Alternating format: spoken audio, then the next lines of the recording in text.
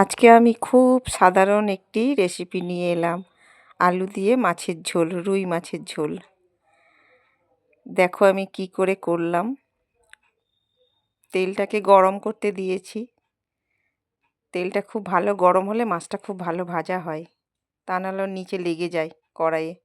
সব মাছগুলো ভাজা হয়ে যাওয়ার পরে ওই কড়াই মাছ ভাজার তেলে আলুটা আর পেঁয়াজটা আমি একসঙ্গে দিয়ে দিলাম। পেঁয়াজটা লাল লাল করে ভাজা হয়ে যাবে আর আলুটা ভাজা হয়ে যাবে।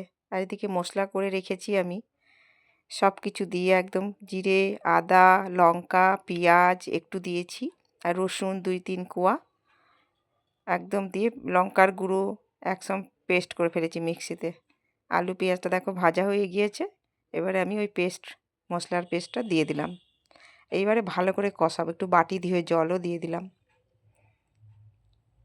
এবারে আস্তে আস্তে করে খুব সুন্দর করে কষাতে হবে মশলাটাকে। যতক্ষণ না মশলা থেকে তেল ছেড়ে আসে ততক্ষণ আমি কষাবো।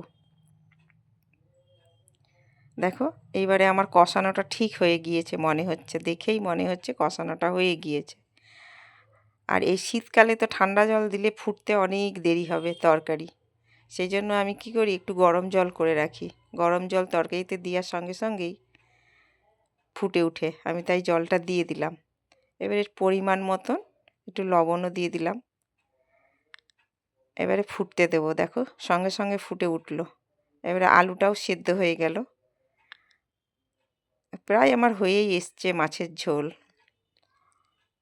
এবারে মাছগুলোকে ভেজে রেখেছিলাম দিয়ে দিলাম।